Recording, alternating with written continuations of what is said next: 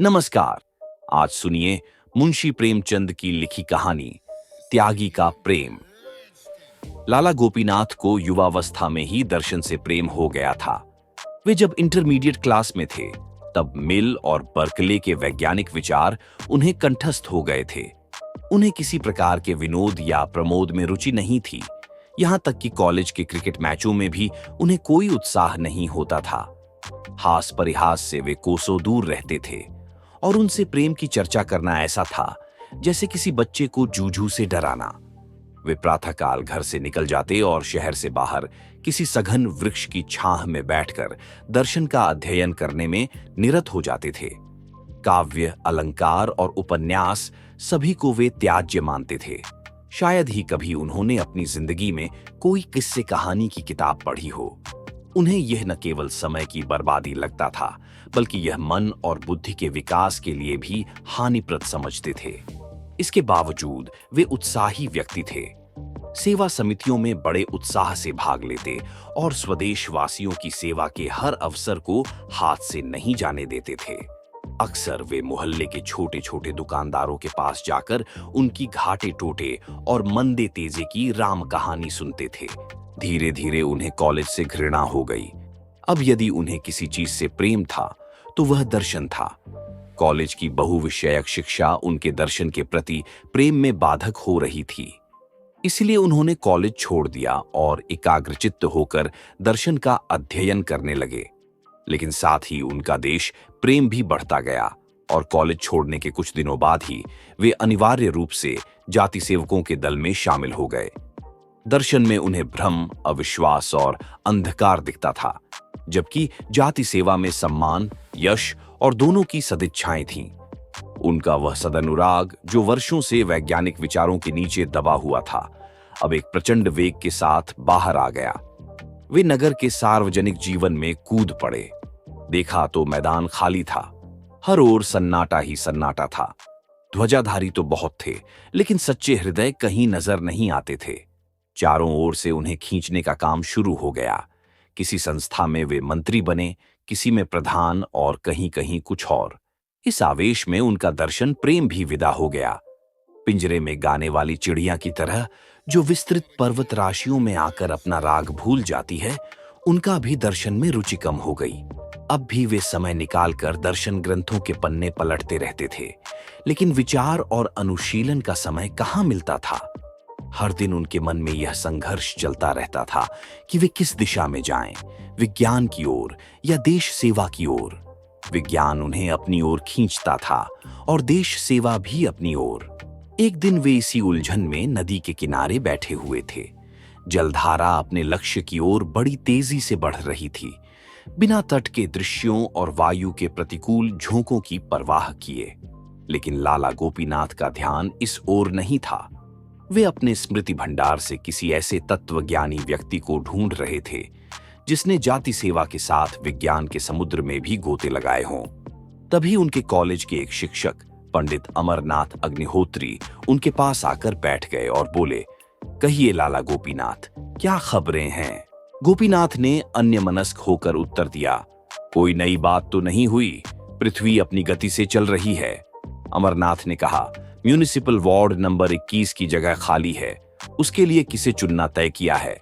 गोपीनाथ ने उत्तर दिया, देखिए कौन होता है, आप भी खड़े हुए हैं। अमरनाथ, अजी, मुझे तो लोगों ने जबरदस्ती घसीट लिया, नहीं तो मुझे इतनी फुर्सत कहां। गोपीनाथ, मेरा भी यही विचार है। अध्यापकों का क्रियात्मक राजनीति में फंसना बहुत अच्छी बात नहीं। अमरनाथ इस व्यंग्य से बहुत लज्जित हो गए। एक क्षण बाद प्रतिकार के भाव से बोले, तुम आजकल दर्शन का अभ्यास करते हो या नहीं? गोपीनाथ, बहुत कम। इसी दुविधा में पड़ा हुआ हूं कि राष्ट्रीय सेवा का मार्ग ग्रहण करूं या सत्य की खोज में जीवन व्यतीत करूं। अमरनाथ, राष्ट्रीय संस्थानों में सम्मिलित होने का समय अभी तुम्हारे लिए नहीं आया। अभी तुम्हारी उम्र ही क्या है। जब तक विचारों में गंभीरता और सिद्धांतों पर दृढ़ विश्वास न हो जाए, तब तक केवल क्षणिक आवेशों के वशवर्ती होकर किसी काम में कूद पड़ना अच्छी बात नहीं। राष्ट्रीय सेवा बड़े उत्तरदायित्व का काम है। गोपीनाथ ने निश्चय कर लिया कि वह जाति सेवा में जीवन व्यतीत करेंगे। अमरनाथ ने भी यही फैसला किया कि वह म्युनिसिपैलिटी में अवश्य जाएंगे। दोनों का परस्पर विरोध उन्हें कर्म क्षेत्र की ओर खींच ले गया। गोपीनाथ की साख पहले ही से जम चुकी थी। वह घर के धनी थे, शक्कर और सोने चांदी की दलाली करते थे। व्यापारियों में उनके पिता का बड़ा मान था। गोपीनाथ के दो बड़े भाई थे जो भी दलाली करते थे। परस्पर मेल मिलाप था, धन था, संतानें थीं। अगर कुछ नहीं था तो शिक्षा और शिक्षित समुदाय में गणना। वह बात गोपीनाथ की बदौलत प्राप्त हो गई थी, इसलिए उनकी स्वच्छंदता पर किसी ने आपत्ति नहीं की और न ही किसी ने उन्हें धनोपार्जन के लिए मजबूर किया। इसीलिए गोपीनाथ निश्चिंत और निर्द्वंद्व होकर राष्ट्र सेवा में लगे रहे। कभी किसी अनाथालय के लिए चंदे इकट्ठा करते तो कभी किसी कन्या पाठशाला के लिए भिक्षा मांगते। नगर की कांग्रेस कमेटी ने उन्हें अपना मंत्री नियुक्त किया। उस समय तक कांग्रेस ने कर्म क्षेत्र में प्रवेश नहीं किया था। उनकी कार्यशीलता ने इस जीर्ण संस्था का मानो पुनरुद्धार कर दिया। वह प्रातः से संध्या और बहुधा रात तक इन्हीं कामों में व्यस्त रहते थे। चंदे का रजिस्टर हाथ में लिए उन्हें रोज अमीरों और रईसों के द्वार पर खड़ा देखना एक सामान्य दृश्य बन गया था। धीरे धीरे कई युवक उनके भक्त हो गए। लोग कहते, कितना निस्वार्थ, कितना आदर्शवादी, त्यागी जाति सेवक है। कौन सुबह से शाम तक निस्वार्थ भाव से केवल जनता का भला करने के लिए दौड़ धूप करेगा। उनका आत्मोत्सर्ग प्रायः द्वेषियों को भी आकर्षित कर लेता था। उन्हें अक्सर रईसों की अभद्रता, असज्जनता, यहां तक कि उनके कटु शब्द भी सहने पड़ते थे। अब उन्हें यह स्पष्ट हो गया था कि जाति सेवा बड़े अंशों में केवल चंदा मांगने का काम है।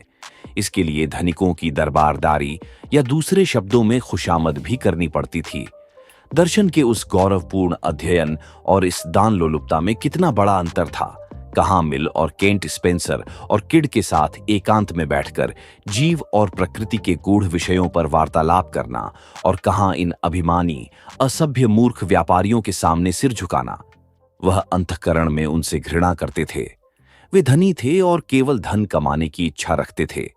इनमें से अधिकांश ऐसे थे जिन्होंने कपट व्यवहार से धनोपार्जन किया था, लेकिन गोपीनाथ के लिए वे सभी पूज्य थे, क्योंकि उन्हीं की कृपा दृष्टि पर उनकी राष्ट्र सेवा अवलंबित थी। इस प्रकार कई वर्ष व्यतीत हो गए। गोपीनाथ नगर के मान्य पुरुषों में गिने जाने लगे। वह दीन जनों के आधार और दुखियारों के मददगार थे। अब वह काफी निर्भीक हो गए थे और कभी कभी रईसों को कुमार्ग पर चलते देखकर फटकार दिया करते थे। उनकी तीव्र आलोचना भी अब चंदे इकट्ठा करने में सहायक हो जाती थी। अभी तक उनका विवाह नहीं हुआ था। वह पहले ही ब्रह्मचर्य व्रत धारण कर चुके थे। विवाह करने से उन्होंने साफ इनकार कर दिया था। लेकिन जब पिताओं और अन्य बंधुजनों ने बहुत आग्रह किया और उन्होंने स्वयं कई विज्ञान ग्रंथों में देखा कि इंद्रिय दमन स्वास्थ्य के लिए हानिकारक है, तो वह असमंजस में पड़ गए। कई हफ्ते सोचते रहे, लेकिन वे कोई निर्णय नहीं ले सके। स्वार्थ और परमार्थ के बीच संघर्ष चल रहा था। विवाह का मतलब था अपनी उदारता की हत्या करना, अपने विस्तृत हृदय को संकुचित करना, न कि राष्ट्र के लिए जीना। वह अब इतने ऊंचे आदर्श का त्याग करना निंदनीय और उपहासजनक समझते थे। इसके अलावा वह अब अनेक कारणों से अपने आप को पारिवारिक जीवन के अयोग्य पाते थे।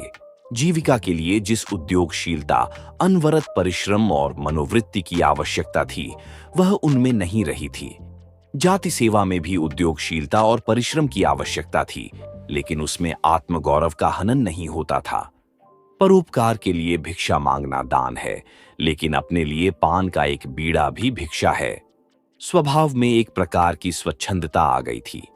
इन त्रुटियों पर पर्दा डालने के लिए जाति सेवा का बहाना बहुत अच्छा था।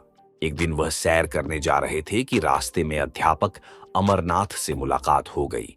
यह महाशय अब म्युनिसिपल बोर्ड के मंत्री बन चुके थे और आजकल इस दुविधा में थे कि शहर में मादक वस्तुओं के बेचने का ठेका लें या न लें।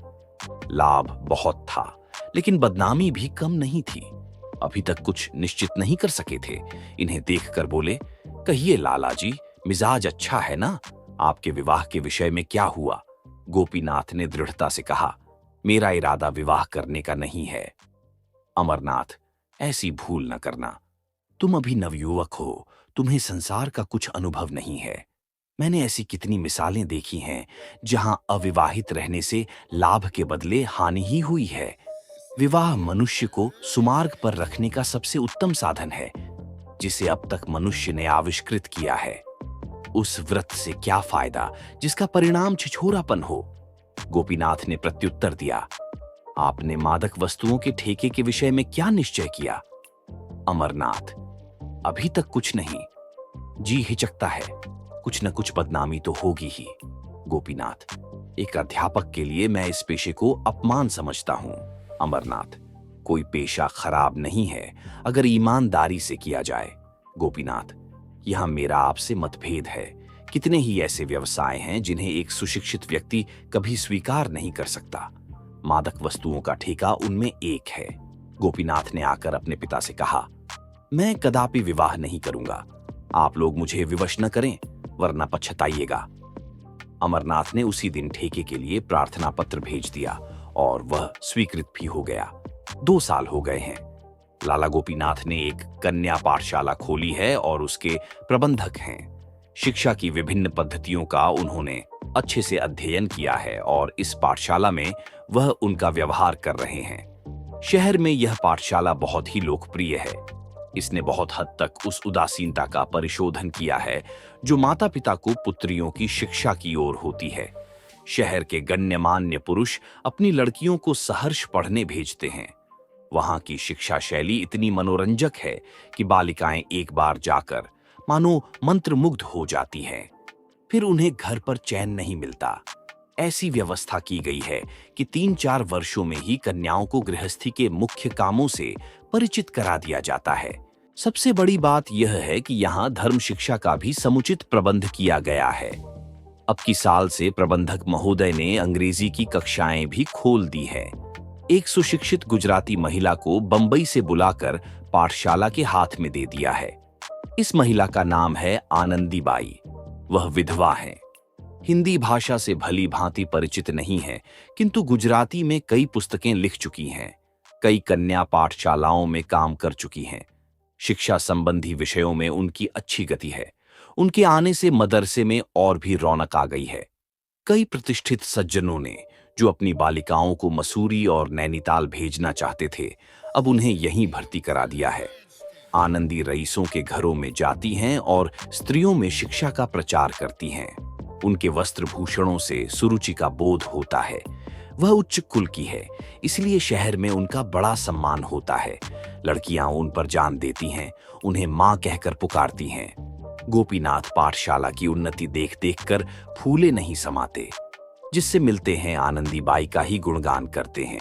बाहर से कोई सुविख्यात पुरुष आता है तो उसे पाठशाला का निरीक्षण अवश्य कराते हैं। आनंदी की प्रशंसा से उन्हें वही आनंद प्राप्त होता है जो स्वयं अपनी प्रशंसा से होता है।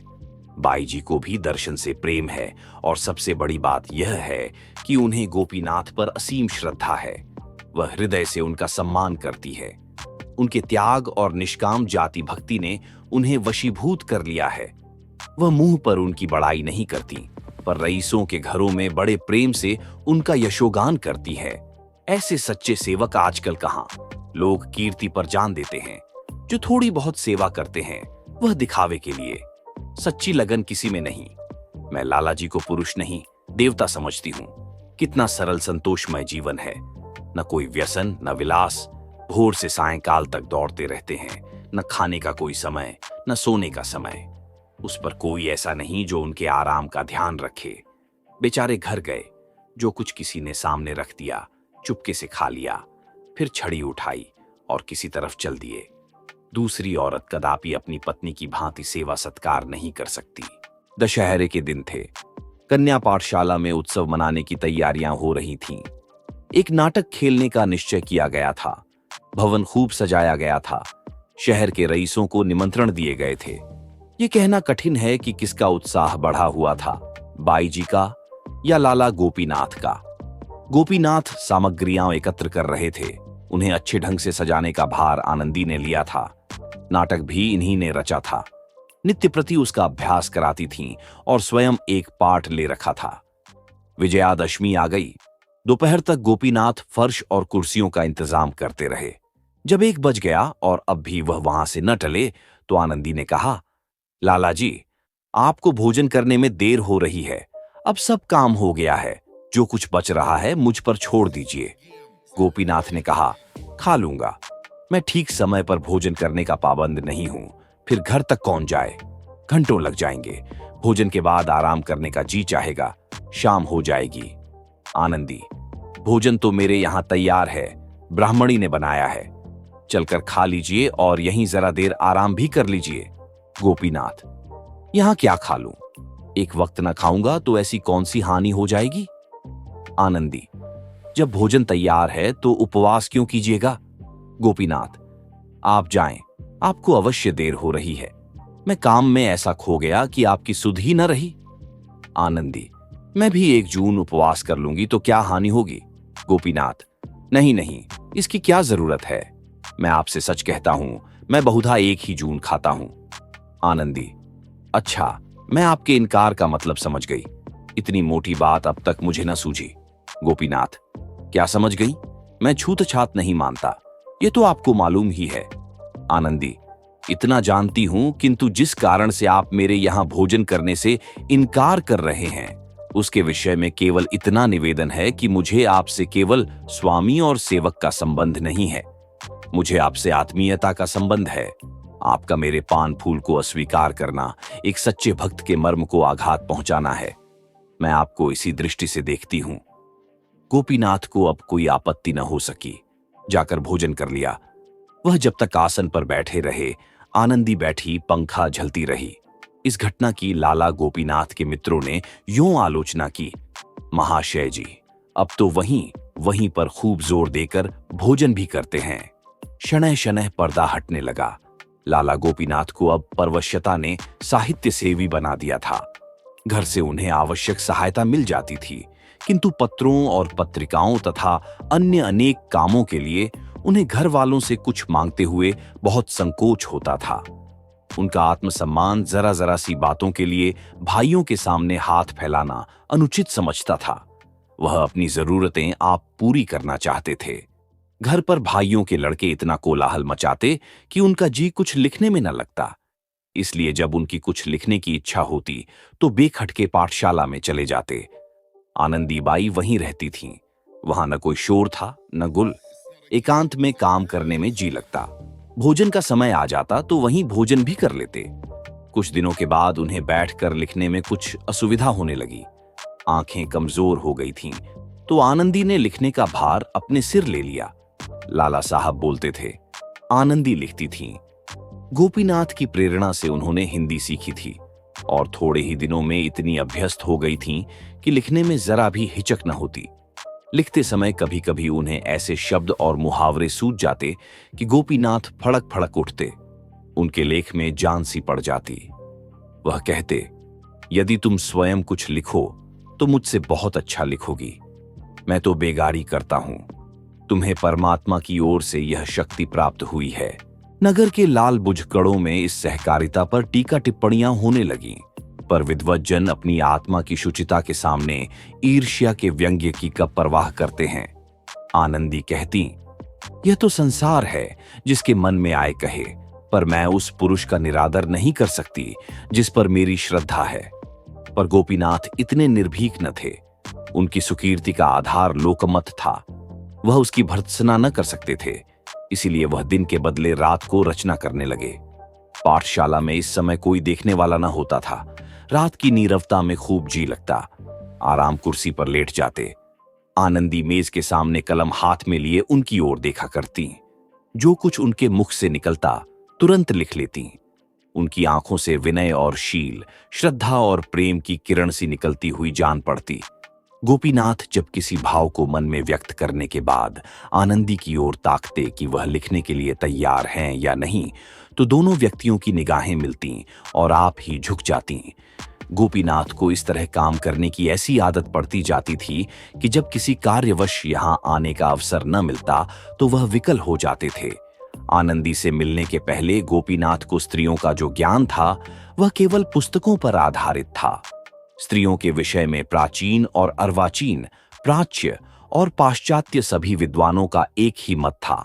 यह मायावी आत्मिक उन्नति की बाधक, परमार्थ की विरोधिनी, वृत्तियों को कुमार्ग की ओर ले जाने वाली और हृदय को संकीर्ण बनाने वाली होती है। इन्हीं कारणों से उन्होंने इस मायावी जाति से अलग रहना ही श्रेयस्कर समझा था। किंतु अब अनुभव बता रहा था कि स्त्रियां सन्मार्ग की ओर भी ले जा सकती हैं, उनमें सद्गुण भी हो सकते हैं। वे कर्तव्य और सेवा के भावों को जागृत भी कर सकती हैं। तब उनके मन में प्रश्न उठता कि यदि आनंदी से मेरा विवाह होता तो मुझे क्या आपत्ति हो सकती थी। उसके साथ तो मेरा जीवन बड़े आनंद से कट जाता। एक दिन वह आनंदी के यहां गए तो सिर में दर्द हो रहा था। कुछ लिखने की इच्छा न हुई। आनंदी को इसका कारण मालूम हुआ तो उसने उनके सिर में धीरे धीरे तेल मलना शुरू किया। गोपीनाथ को उस समय अलौकिक सुख मिल रहा था। मन में प्रेम की तरंगें उठ रही थीं। नेत्र, मुख, वाणी सभी प्रेम में पगे जाते थे। उसी दिन से उन्होंने आनंदी के यहां आना छोड़ दिया। 1 सप्ताह बीत गया और न आए। आनंदी ने लिखा, आपसे पाठशाला संबंधी कई विषयों में राय लेनी है, अवश्य आइए। तब भी न गए। उसने फिर लिखा, मालूम होता है आप मुझसे नाराज हैं। मैंने जानबूझकर तो कोई ऐसा काम नहीं किया, लेकिन यदि वास्तव में आप नाराज हैं तो मैं यहां रहना उचित नहीं समझती। अगर आप अब भी ना आएंगे तो मैं द्वितीय अध्यापिका को चार्ज देकर चली जाऊंगी। गोपीनाथ पर इस धमकी का भी कुछ असर न हुआ। अब भी न गए। अंत में 2 महीने तक खींचे रहने के बाद उन्हें झांत हुआ कि आनंदी बीमार है और 2 दिन से पाठशाला नहीं आ सकी। तब वह किसी तर्क या युक्ति से अपने को न रोक सके। पाठशाला में आए और कुछ झिझकते सकुचाते आनंदी के कमरे में कदम रखा। देखा तो चुपचाप पड़ी हुई थी। मुख पीला था, शरीर घुल गया था। उसने उनकी ओर दया प्रार्थी नेत्रों से देखा। उठना चाहा, पर अशक्ति ने उठने न दिया। गोपीनाथ ने आर्द्रकंठ से कहा, लेटी रहो, लेटी रहो, उठने की जरूरत नहीं, मैं बैठ जाता हूं। डॉक्टर साहब आए थे? मिश्राइन ने कहा। जी हां, 2 बार आए थे, दवा दे गए हैं। गोपीनाथ ने नुस्खा देखा। उन्हें डॉक्टरी का साधारण ज्ञान था। नुस्खे से यह झात हुआ कि हृदय रोग है। औषधियां सभी पुष्टिकर और बलवर्धक थीं। आनंदी की ओर फिर देखा। उसकी आंखों से अश्रुधारा बह रही थी। उनका गला भी भर आया। हृदय मसोसने लगा। गदगद होकर बोले, आनंदी, तुमने मुझे पहले इसकी सूचना नहीं दी, नहीं तो रोग इतना न बढ़ने पाता। आनंदी, कोई बात नहीं है, अच्छी हो जाऊंगी, जल्दी ही अच्छी हो जाऊंगी। मर भी जाऊंगी तो कौन रोने वाला बैठा हुआ है। ये कहते कहते वह फूट फूट कर रोने लगी। गोपीनाथ दार्शनिक थे, पर अभी तक उनके मन के कोमल भाव शिथिल नहीं हुए थे। कंपित स्वर से बोले, आनंदी, संसार में कम से कम एक ऐसा आदमी है जो तुम्हारे लिए अपने प्राण तक दे देगा। ये कहते कहते वह रुक गए। उन्हें अपने शब्द और भाव कुछ भद्दे और उच्चृंखल से जान पड़े। अपने मनोभावों को प्रकट करने के लिए वह इन सारहीन शब्दों की अपेक्षा कहीं अधिक काव्यमय और रसपूर्ण शब्दों का व्यवहार करना चाहते थे, पर इस वक्त वह शब्द याद न आ पाए। आनंदी ने पुलकित होकर कहा, 2 महीने तक किस पर छोड़ दिया था? गोपीनाथ, इन 2 महीनों में मेरी जो दशा थी वह मैं ही जानता हूं। यही समझ लो कि मैंने आत्महत्या नहीं की। यही बड़ा आश्चर्य है। मैंने न समझा था कि अपने व्रत पर स्थिर रहना मेरे लिए इतना कठिन हो जाएगा। आनंदी ने गोपीनाथ का हाथ धीरे से अपने हाथ में लेकर कहा, अब तो कभी इतनी कठोरता न कीजिएगा। गोपीनाथ सचिंत होकर, अंत क्या है? आनंदी, कुछ भी हो। गोपीनाथ, कुछ भी हो, अपमान, निंदा, उपहास, आत्मवेदना। आनंदी, कुछ भी हो, मैं सब कुछ सह सकती हूं और आपको भी मेरे हेतु सहना पड़ेगा। गोपीनाथ, आनंदी, मैं अपने को प्रेम पर बलिदान कर सकता हूं, लेकिन अपने नाम को नहीं। इस नाम को अकलंकित रखकर मैं समाज की बहुत कुछ सेवा कर सकता हूं। आनंदी, न कीजिए। आपने सब कुछ त्याग कर यह कीर्ति प्राप्त की है। मैं आपके यश को नहीं मिटाना चाहती। गोपीनाथ का हाथ हृदय स्थल पर रखकर, इसको चाहती हूं, इससे अधिक त्याग की आकांक्षा नहीं रखती। गोपीनाथ, दोनों बातें एक साथ संभव हैं। आनंदी, संभव है, मेरे लिए संभव है। मैं प्रेम पर अपनी आत्मा को भी न्यौछावर कर सकती हूँ। इसके पश्चात लाला गोपीनाथ ने आनंदी की बुराई करनी शुरू की। मित्रों से कहते, अब उनका जी काम में नहीं लगता, पहले जैसी तनदेही नहीं है। किसी से कहते, अब उनका जी यहां से उचाट हो गया है, अपने घर जाना चाहती है। उनकी इच्छा है कि मुझे प्रतिवर्ष तरक्की मिलती रहे और यहां उसकी कोई गुंजाइश नहीं। पाठशाला को कई बार देखा और अपनी आलोचना में काम को असंतोषजनक लिखा। शिक्षा संगठन, उत्साह, सुप्रबंध, सभी बातों में निराशाजनक क्षति पाई। वार्षिक अधिवेशन में जब कई सदस्यों ने आनंदी की वेतन वृद्धि का प्रस्ताव प्रस्तुत किया तो लाला गोपीनाथ ने उसका विरोध किया। उधर आनंदीबाई भी गोपीनाथ के दुखड़े रोने लगीं। यह मनुष्य नहीं है, पत्थर का देवता है, उन्हें प्रसन्न करना दुस्तर है। अच्छा ही हुआ कि उन्होंने विवाह नहीं किया, नहीं तो दुखिया इनके नखरे उठाते उठाते सिधार जाती। कहां तक कोई सफाई और सुप्रबंध पर ध्यान दे। दीवार पर एक धब्बा भी पड़ गया, किसी कोने खुतरे में एक जाला भी लग गया, बरामदों में कागज का एक टुकड़ा भी पड़ा मिल गया तो आपके तेवर बदल जाते हैं। 2 साल मैंने ज्यों त्यों करके निभाहा, लेकिन देखती हूं तो लाला साहब की निगाह दिनों दिन खड़ी होती जाती है। ऐसी दशा में मैं यहां अधिक नहीं ठहर सकती। मेरे लिए नौकरी में कल्याण नहीं है। जब जी चाहेगा उठ खड़ी होंगी। यहां आप लोगों से मेल मोहब्बत हो गई है, कन्याओं से ऐसा प्यार हो गया है कि छोड़कर जाने को जी नहीं चाहता। आश्चर्य था कि और किसी को पाठशाला की दशा में अवनति नहीं दिखती थी, वरन हालत पहले से बेहतर थी। एक दिन पंडित अमरनाथ की लालाजी से भेंट हो गई। उन्होंने पूछा, कहिए, पाठशाला खूब चल रही है ना? गोपीनाथ, कुछ न पूछिए, दिनों दिन दशा गिरती जाती है। अमरनाथ, आनंदीबाई की ओर से डील है क्या? गोपीनाथ, जी हां, सरासर। अब काम करने में उनका जी नहीं लगता। बैठी हुई योग और ज्ञान के ग्रंथ पढ़ा करती हैं। कुछ कहता हूं तो कहती हैं, मैं अब इससे और अधिक कुछ नहीं कर सकती। कुछ परलोक की भी चिंता करूं कि 24 घंटे पेट के धंधों में ही लगी रहूं। पेट के लिए 5 घंटे बहुत हैं। पहले कुछ दिनों तक 12 घंटे करती, पर वह दशा स्थायी नहीं रह सकती थी। यहां आकर मैंने स्वास्थ्य खो दिया। एक बार कठिन रोगग्रस्त हो गई। क्या कमेटी ने मेरे दवा दर्पण का खर्च दे दिया? कोई बात पूछने भी आया? फिर अपनी जान क्यों दूं? सुना है घरों में मेरी बदगोई भी करती है। अमरनाथ मार्मिक भाव से बोले, ये बातें मुझे पहले ही मालूम थीं। 2 साल और गुजर गए। रात का समय था। कन्या पाठशाला के ऊपर वाले कमरे में लाला गोपीनाथ मेज के सामने कुर्सी पर बैठे हुए थे। सामने आनंदी कोच पर लेटी हुई थी। उसका मुख बहुत म्लान हो रहा था। कई मिनट तक दोनों विचार में मग्न थे। अंत में गोपीनाथ बोले, मैंने पहले ही महीने में तुमसे कहा था कि मथुरा चली जाओ। आनंदी, वहां 10 महीने क्यों कर रहती? मेरे पास इतने रुपये कहां थे और न तुम्ही ने कोई प्रबंध करने का आश्वासन दिया। मैंने सोचा 3-4 महीने यहां और रहूं, तब तक किफायत करके कुछ बचा लूंगी, तुम्हारी किताब से भी कुछ मिल जाएंगे, तब मथुरा चली जाऊंगी। मगर यह क्या मालूम था कि बीमारी भी इसी अवसर की ताक में बैठी हुई है।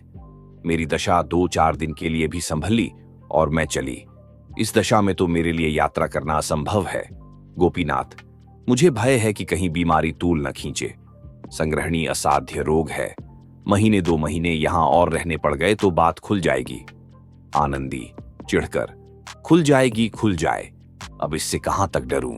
गोपीनाथ, मैं भी न डरता, अगर मेरे कारण नगर की कई संस्थाओं का जीवन संकट में न पड़ जाता, इसलिए मैं बदनामी से डरता हूं। समाज के ये बंधन निरे पाखंड हैं, मैं उन्हें संपूर्णतः अन्याय समझता हूं। इस विषय में तुम मेरे विचारों को भली भांति जानती हो, पर करूं क्या? दुर्भाग्यवश मैंने जाति सेवा का भार अपने ऊपर ले लिया है और उसी का फल है कि आज मुझे अपने माने हुए सिद्धांतों को तोड़ना पड़ रहा है और जो वस्तु मुझे प्राणों से भी प्रिय है उसे यूं निर्वासित करना पड़ रहा है। किंतु आनंदी की दशा संभलने की जगह दिनों दिन गिरती ही गई। कमजोरी से उठना बैठना कठिन हो गया था। किसी वैद्य या डॉक्टर को उसकी अवस्था नहीं दिखाई जाती थी। गोपीनाथ दवाएं लाते थे, आनंदी उनका सेवन करती थी और दिन दिन निर्बल होती जाती थी। पाठशाला से उसने छुट्टी ले ली थी, किसी से मिलती जुलती भी न थी। बार बार चेष्टा करती कि मथुरा चली जाऊं, किंतु एक अनजान नगर में अकेले कैसे रहूंगी। न कोई आगे न पीछे, कोई एक घूंट पानी देने वाला भी नहीं। ये सब सोचकर उसकी हिम्मत टूट जाती थी। इसी सोच विचार और हिचक में 2 महीने और गुजर गए और अंत में विवश होकर आनंदी ने निश्चय किया कि अब चाहे कुछ सिर पर बीते, यहां से चल ही दूं। अगर सफर में मर भी जाऊंगी तो क्या चिंता है, उनकी बदनामी तो न होगी, उनके यश को कलंक तो न लगेगा, मेरे पीछे ताने तो न सुनने पड़ेंगे। सफर की तैयारियां करने लगी। रात को जाने का मुहूर्त था कि सहसा संध्या काल से ही प्रसव पीड़ा होने लगी और 11 बजते बजते एक नन्हा सा दुर्बल सतवान सा बालक जन्मा। बच्चे के होने की आवाज सुनते ही लाला गोपीनाथ बेतहाशा ऊपर से उतरे और गिरते पड़ते घर भागे। आनंदी ने इस भेद को अंत तक छिपाए रखा। अपनी दारुण प्रसव पीड़ा का हाल किसी से न कहा, दाई को भी सूचना न दी। मगर जब बच्चे के रोने की ध्वनि मदरसे में गूंजी तो क्षण मात्र में दाई सामने आकर खड़ी हो गई। नौकरानियों को पहले से शंकाएं थीं, उन्हें कोई आश्चर्य न हुआ। जब दाई ने आनंदी को पुकारा तो वह सचेत हो गई। देखा तो बालक रो रहा था। दूसरे दिन 10 बजते बजते यह समाचार सारे शहर में फैल गया। घर घर चर्चा होने लगी। कोई आश्चर्य करता था, कोई घृणा करता, कोई हंसी उड़ाता। लाला गोपीनाथ के छिद्रान्वेषियों की संख्या कम न थी। पंडित अमरनाथ उनके मुखिया थे। उन लोगों ने लाला जी की निंदा करनी शुरू की। जहां देखिए वहीं 2-4 सज्जन बैठे गोपनीय भाव से इसी घटना की आलोचना करते नजर आते थे। कोई कहता था, इस स्त्री के लक्षण पहले ही से विदित हो रहे थे। अधिकांश आदमियों की राय में गोपीनाथ ने यह बुरा किया। यदि ऐसा ही प्रेम ने जोर मारा था तो उन्हें निडर होकर विवाह कर लेना चाहिए था। यह काम गोपीनाथ का है, इसमें किसी को भ्रम न था। केवल कुशल समाचार पूछने के बहाने से लोग उनके घर जाते और 2-4 अन्योक्तियां सुनाकर चले आते थे। इसके विरुद्ध आनंदी पर लोगों को दया आती थी। पर लाला जी के ऐसे भक्त भी थे जो लाला जी के माथे यह कलंक मढ़ना पाप समझते थे। गोपीनाथ ने स्वयं मौन धारण कर लिया था। सबकी भली बुरी बातें सुनते थे पर मुंह न खोलते थे। इतनी हिम्मत न थी कि सबसे मिलना छोड़ दें। अब क्या हो आनंदी बाई के विषय में, यह तो जनता ने पहले ही तय कर लिया था। बहस इस बात को लेकर थी कि गोपीनाथ के साथ किस तरह का व्यवहार किया जाए। कुछ लोग कहते थे कि उन्होंने जो कुकर्म किया है उसका फल उन्हें भोगना चाहिए। आनंदी बाई को घर में नियमित रूप से रखा जाए। कुछ का कहना था, हमें इससे क्या फर्क पड़ता है, आनंदी जाने और वह जाने, दोनों जैसे के तैसे हैं, जैसे उदई वैसे भान, न उनकी छोटी न उनके कान। लेकिन इन महाशय को अब पाठशाला में कदम नहीं रखने देना चाहिए। जनता के फैसले में कोई साक्षी ढूंढने की कोशिश नहीं की जाती। अनुमान ही उनके लिए सबसे बड़ी गवाही बन जाती है। लेकिन पमजोर अमरनाथ और उनकी गोष्ठी के लोग गोपीनाथ को इतना सस्ता छोड़ने के लिए तैयार नहीं थे। उन्हें गोपीनाथ से पुरानी दुश्मनी थी। वह इसे अपनी जीत मानते थे कि वह अब दर्शन की किताबें उलट पलट कर राजनीति में कुछ समझबूझ बनाकर लीडर बन चुके हैं। सुनहरी ऐनक लगाए, रेशमी चादर गले में डाले, वह गर्व से मानो सत्य और प्रेम का पुतला बने खड़े थे। ऐसे रंगे सियार की जितनी कलई खोली जाए उतना ही अच्छा है। जाति को ऐसे दगाबाज, चरित्रहीन, दुर्बलात्मा सेवकों से सचेत कर देना चाहिए। पंडित अमरनाथ पाठशाला की अध्यापिकाओं और नौकरों से तहकीकात करते थे। वह जानना चाहते थे कि लाला जी कब आते थे, कब जाते थे, कितनी देर रहते थे, यहाँ क्या करते थे, उनकी उपस्थिति में वहां जाने का अवसर मिलता था या नहीं। लेकिन ये छोटे छोटे लोग, जिन्हें गोपीनाथ से संतुष्ट रहने का कोई कारण न था, उनकी सख्ती पर नौकरों की बहुत शिकायतें थीं। इस कठिन समय में गोपीनाथ के ऐबों पर पर्दा डालने लगे। अमरनाथ ने उन्हें प्रलोभन दिया, डराया धमकाया, पर किसी ने गोपीनाथ के खिलाफ साक्षी नहीं दिया। उधर लाला गोपीनाथ ने उसी दिन से आनंदी के घर आना जाना छोड़ दिया। 2 हफ्ते तक वह अभागिनी किसी तरह कन्या पाठशाला में रही। 15वें दिन प्रबंधक समिति ने उसे मकान खाली करने की नोटिस दे दी। महीने भर की मोहलत देना भी उचित नहीं समझा। अब वह दुखिया एक तंग मकान में रहने लगी थी। कोई पूछने वाला न था। बच्चा कमजोर था और खुद बीमार थी। न कोई आगे था न पीछे, न कोई दुहक का साथी। शिशु को गोद में लिए दिन के दिन बेदाना पानी पड़ी रहती थी। एक बुढ़िया मेहरी मिल गई थी जो बर्तन धोकर चली जाती थी। कभी कभी शिशु को छाती से लगाकर रात को रह जाती, लेकिन धन्य है उसके धैर्य और संतोष को। लाला गोपीनाथ से मुंह में शिकायत थी, न दिल में। वह सोचती थी कि इन परिस्थितियों में उन्हें मुझसे परांगमुख ही रहना चाहिए, इसके अलावा कोई उपाय नहीं था। उनके बदनाम होने से नगर की कितनी बड़ी हानि होती। सभी लोग उन पर संदेह करते थे, पर किसी को भी यह साहस नहीं था कि उनके खिलाफ कोई प्रमाण दे सके। यह सोचते हुए उसने स्वामी अभेदानंद की एक पुस्तक उठाई और उसके एक अध्याय का अनुवाद करने लगी। अब उसकी जीविका का यही एकमात्र आधार था। अचानक धीरे से किसी ने दरवाजा खटखटाया। वह चौंक पड़ी। उसे लाला गोपीनाथ की आवाज सुनाई दी। उसने तुरंत दरवाजा खोल दिया। गोपीनाथ आकर खड़े हो गए और सोते हुए बालक को प्यार से देखकर बोले, आनंदी, मैं तुम्हें मुंह दिखाने लायक नहीं हूं। मैं अपनी भीरुता और नैतिक दुर्बलता पर अत्यंत लज्जित हूं।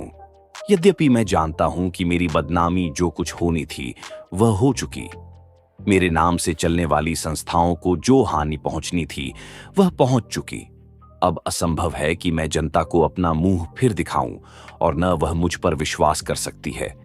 इतना जानते हुए भी मुझ में इतना साहस नहीं है कि अपने कुकृत्य का भार सिर ले लूं।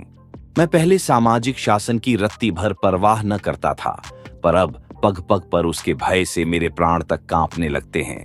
धिक्कार है मुझ पर कि तुम्हारे ऊपर ऐसी विपत्तियां पड़ी, लोक निंदा, रोग, शोक, निर्धनता, सभी का सामना करना पड़ा और मैं यूं अलग अलग रहा मानो मुझसे कोई प्रयोजन नहीं है।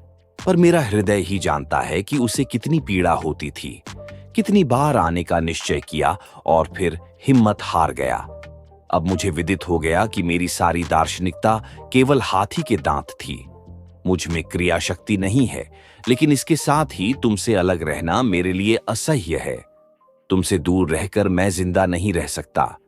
प्यारे बच्चे को देखने के लिए मैं कितनी बार लालायित हो गया हूं, पर यह आशा कैसे करूं कि मेरी चरित्रहीनता का ऐसा प्रत्यक्ष प्रमाण पाने के बाद तुम्हें मुझसे घृणा नहीं हो गई होगी। आनंदी, स्वामी, आपके मन में ऐसी बातों का आना मुझ पर घोर अन्याय है। मैं ऐसी बुद्धिहीन नहीं हूं कि केवल अपने स्वार्थ के लिए आपको कलंकित करूं। मैं आपको अपना इष्ट देव समझती हूं और सदैव समझूंगी। मैं भी अब आपके वियोग दुख को नहीं सह सकती। कभी कभी आपके दर्शन पाती रहूं, यही जीवन की सबसे बड़ी अभिलाषा है। इस घटना को 15 वर्ष बीत चुके थे। अब लाला गोपीनाथ नित्य 12 बजे रात को आनंदी के साथ बैठे हुए नजर आते हैं। वह नाम पर मरते हैं, आनंदी प्रेम पर। बदनाम दोनों हैं, लेकिन आनंदी के साथ लोगों की सहानुभूति है। गोपीनाथ सबकी नजरों से गिर चुके हैं। हाँ, उनके कुछ आत्मीय गण इस घटना को केवल मानवीय समझकर अब भी उनका सम्मान करते हैं, किंतु जनता इतनी सहिष्णु नहीं है। मुंशी प्रेमचंद की कहानी त्यागी का प्रेम से हमें कई महत्वपूर्ण जीवन दर्शन और सीख मिलते हैं। सबसे बड़ी सीख यह है कि सच्चा प्रेम आत्मत्याग और बलिदान का प्रतीक होता है। कहानी में त्यागी का प्रेम न केवल अपनी पत्नी के प्रति बल्कि अपने आत्मा के प्रति भी है। वह अपनी प्रेमिका के साथ समाज के दृष्टिकोण और अपनी जिम्मेदारियों को ध्यान में रखते हुए अपने प्रेम का त्याग कर देता है। यह दिखाता है कि सच्चा प्रेम स्वार्थ नहीं बल्कि दूसरों की भलाई और समाज के भले के लिए होता है। कहानी में प्रेमचंद ने यह भी दिखाया है कि सच्चे प्रेम में किसी भी प्रकार की दिखावा या स्वार्थ नहीं होता। त्यागी का प्रेम उसके आत्मसम्मान, मानवता और आदर्शों पर आधारित था, जिससे हमें यह सीखने को मिलता है कि जीवन में प्रेम की सबसे बड़ी पहचान इसके निस्वार्थ होने में ही है। इसके अलावा प्रेम का सच्चा रूप समाज के भले के लिए अपने व्यक्तिगत सुख और लाभ को त्यागने में ही निहित होता है। इस कहानी के माध्यम से प्रेमचंद हमें यह भी समझाते हैं कि समाज की सड़ी गली मान्यताओं और विचारों को नजरअंदाज करना और सच्चे प्रेम के मार्ग पर चलना ही सच्ची सफलता है। यह कहानी हमें जीवन में अपनी जिम्मेदारियों और मूल्यों के प्रति सचेत रहने की प्रेरणा देती है। आप सुन रहे थे मुंशी प्रेमचंद की लिखी कहानी त्यागी का प्रेम।